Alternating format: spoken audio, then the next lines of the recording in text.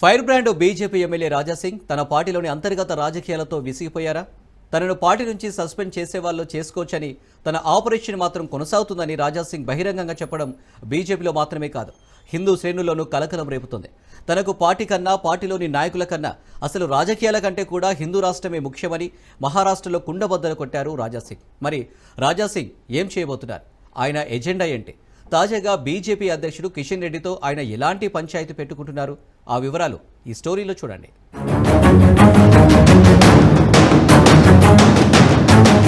రాజకీయాలతో పనిలేదు, రాష్ట్రహితమే ముఖ్యం.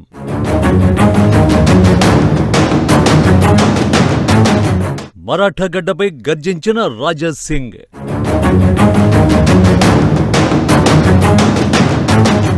దేశమంతా పర్యటించడానికే పూనుకున్నారా?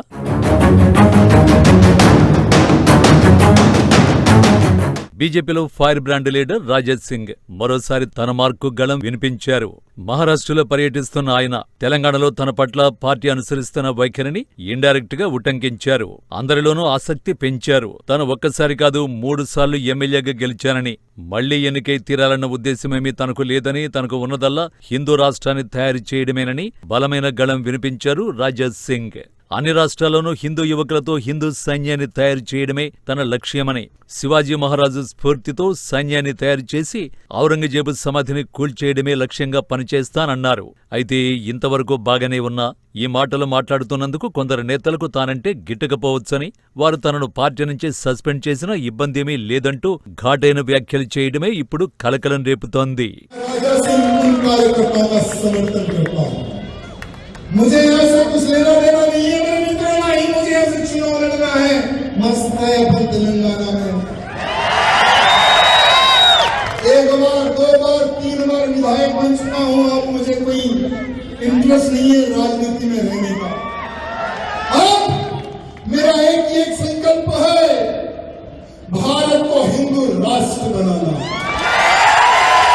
भारत को हिंदू राष्ट्र बनाने के लिए युद्ध करना, भारत को हिंदू राष्ट्र बनाने के लिए हर राज्य में हिंदू वीरों की सेना तैयार करना, छत्रपति शिवाजी महाराज की सेना तैयार करना और इस औरंगजेब की कब्र को उखाड़ना, यही हमारा संकल्प है। अगर किसी को निकालना है पार्टी से तो निकाल दे, हमें कोई चिंता नहीं है। लेकिन हाथ जोड़कर निवेदन है, हाथ जोड़कर निवेदन है उन नेताओं से, हाथ जोड़कर निवेदन है उन नेताओं से, अब औरंगजेब की कब्र पर राजनीति नहीं, अब बुलडोजर चढ़ने की आवश्यकता है।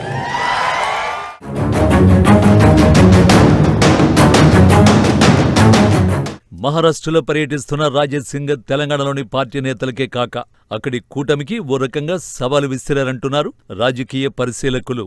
ఏఎస్ఐ రక్షణలో ఉన్న ఔరంగజేబు సమాధిని కూల్చేయాలనే డిమాండ్ మహారాష్ట్రలో రోజురోజుకు బలపడుతోంది. అందుకు ఈ మధ్య విడుదలైన చావా సినిమా ముఖ్య కారణంగా భావిస్తున్నారు. శివాజీ అనంతరం మరాఠా సామ్రాజ్య రక్షకుడిగా ఏలిన సంభాజీని తన కోటరీలోని వ్యక్తి చేతనే ఔరంగజేబు వంచనతో పట్టుకుంటాడు. తనకు అవసరమైన కోటలు వదిలేసి మతం మారితే ప్రాణాలతో వదిలేస్తానని, లేకపోతే దారుణంగా చంపాల్సి ఉంటుందని ఔరంగజేబు షరతు విధిస్తే చావడానికైనా సిద్ధమే కాని మతం మారే ప్రసక్తే లేదని సంభాజీ కుండ బద్దలు కొడతాడు. దీంతో సంభాజీని ఔరంగజేబు చిత్రవధ చేసి చంపాడని చరిత్రకారులు చెబుతారు. అయితే ఇలాంటి విషయాలేవి పాఠ్యపుస్తకాల్లో లేకపోవడంతో సినిమా వంటి మాధ్యమాల్లో ఔత్సాహికులు తీస్తున్నారు. ఈ క్రమంలో తీసిన చావా సినిమా దేశవ్యాప్తంగా కలకలం రేపింది. చావా అంటే మరాఠీలో సింహం పిల్లగా చెబుతారు. సింహం పిల్లలాంటి సంభాజీని చంపిన తీరు చూసి సామాన్య ప్రజలు, విద్యార్థులు, హిందూ యువకులు దేశవ్యాప్తంగా భావోద్వేగంతో చలించిపోయారు. ఈ మధ్యకాలంలో ఈ సినిమా చూపిన ప్రభావం మరే సినిమా చూపలేదంటున్నారు సామాజికవేత్తలు. హిందువులను అంతగా తట్టి లేపడం వల్లే సంభాజీనగర్ జిల్లాలో ఉన్న ఔరంగజేబు సమాధిపై ఇప్పుడు హిందూ నాయకుల దృష్టి పడింది.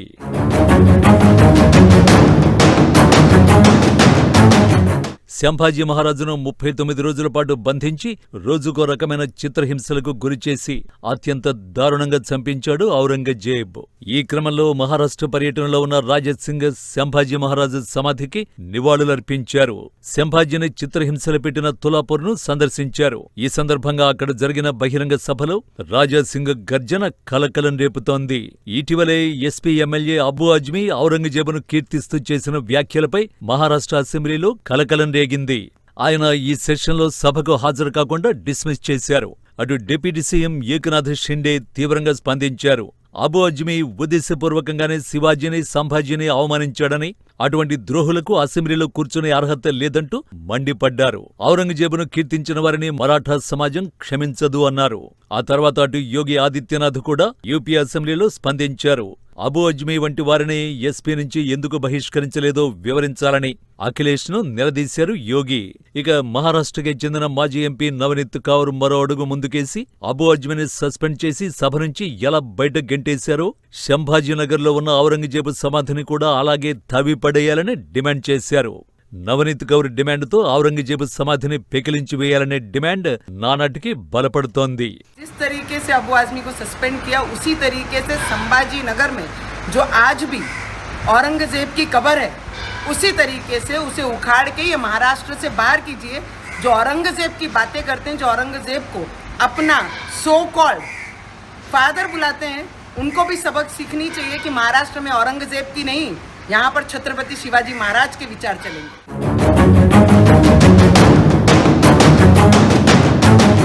నవనీత్ కౌర్ తర్వాత ఇప్పుడు తెలంగాణ ఎమ్మెల్యే రాజా సింగ్ కూడా ఔరంగజేబు సమాధిని తవ్విపారేయాలంటున్నారు.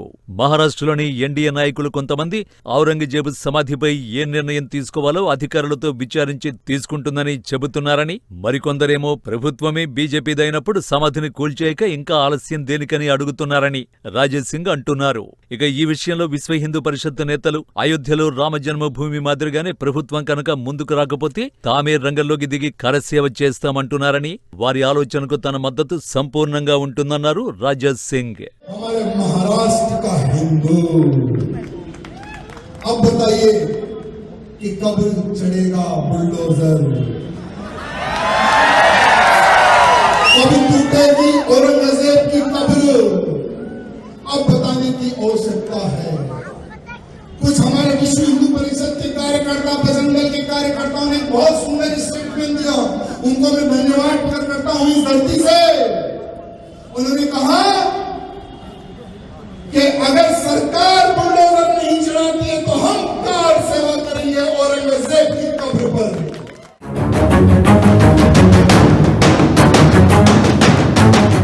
మొత్తానికి రాజా సింగ్ పర్యటన అటు మహారాష్ట్ర ముఖ్యమంత్రి దేవేంద్ర ఫడ్నవీస్ ను కూడా ఇరుకున పెట్టేలా చేస్తుందన్న వ్యాఖ్యలు రాజకీయ వర్గాల్లో వినిపిస్తున్నాయి.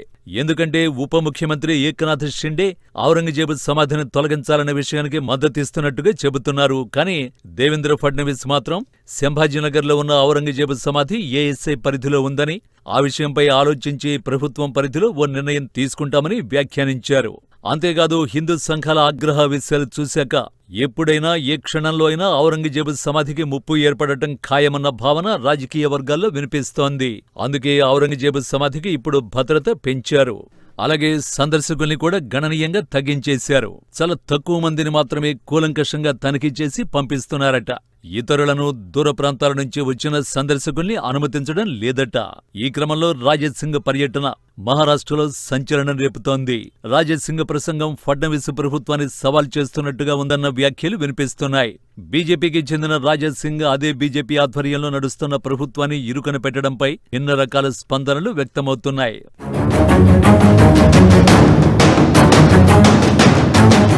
మొఘల్ చక్రవర్తి ఔరంగజేబు సమాధిని తొలగించాలన్న డిమాండ్కు దేవేంద్ర ఫడ్నవీస్ మద్దతుగానే మాట్లాడుతున్నారు. కానీ ఆ సమాధిని తొలగించే ప్రక్రియ చట్ట పరిధిలోనే జరగాలని ఫడ్నవీస్ అభిప్రాయపడుతూ ఉండడం విశేషం. గతంలో కాంగ్రెస్ ప్రభుత్వం ఆ సమాధి ప్రాంతాన్ని ఆర్కియలాజికల్ సర్వే ఆఫ్ ఇండియా ఏఎస్ఐకి అప్పగించింది. దీంతో ఆ ప్రాంతం ఏఎస్ఐ సంరక్షణలో ఉంది. ఈ క్రమంలో కేంద్ర మంత్రి గజేంద్ర షెకావత్ కు రాజా సింగ్ ఓ బహిరంగ లేఖ రాయడం ఆసక్తికరంగా మారింది. ఔరంగజేబు సమాధి రక్షణకు, నిర్వహణకు ఇప్పటివరకు ఎన్ని కోట్ల నిధులు విడుదల చేశారు. ఎంత ఖర్చు చేశారో డీటెయిల్ గా చెప్పాలని లేఖలు రాశారు. ఒక దేశద్రోహి, ప్రజాద్రోహి సమాధికి ఇకపై ట్యాక్స్ పేయర్స్ సొమ్ము ₹1 కూడా ఖర్చు చేయరాదన్నారు రాజా సింగ్.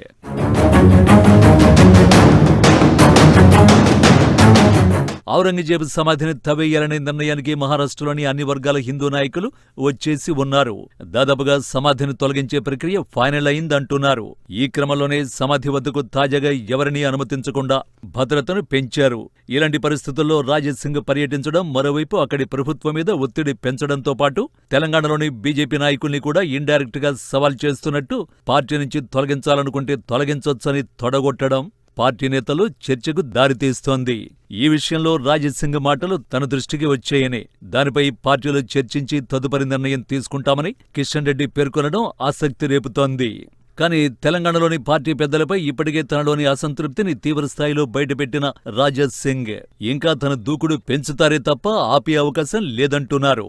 తెలంగాణలో తనకు అనేకమైన అవకాశాలు ఉన్నాయని, తాను మరో దగ్గర పోటీ చేయాలన్న తలంపే లేదని ఫుల్ క్లారిటీ ఇస్తుండడం విశేషం. తాను బీజేపీ అనే చట్టంలో కాకుండా హిందూ రాష్ట్రం అనే విశాలమైన ప్రయోజనాల కోసమే పనిచేస్తానని, శివాజీ స్ఫూర్తితో హిందూ సైన్యాన్ని తయారు చేస్తానని చెబుతూ ఉండడం అన్ని వర్గాల్లోనూ ఆసక్తి రేపుతోంది. మరి రాజా సింగ్ పర్యటనతో మహారాష్ట్ర సర్కార్ కూడా వివరణ ఇచ్చుకోవలసిన పరిస్థితుల్లో కూరుకుపోతే రాజా సింగ్ను ఎలా ఉపేక్షిస్తారన్న ప్రశ్నే సర్వత్రా వినిపిస్తోంది. ఆయన్ని ఇలాగే వదిలేస్తే పోయేది మహారాష్ట్ర ప్రభుత్వ పరువేనని చాలామంది అభిప్రాయపడుతున్నారు. మరేం జరుగుతుందో చూడాలి.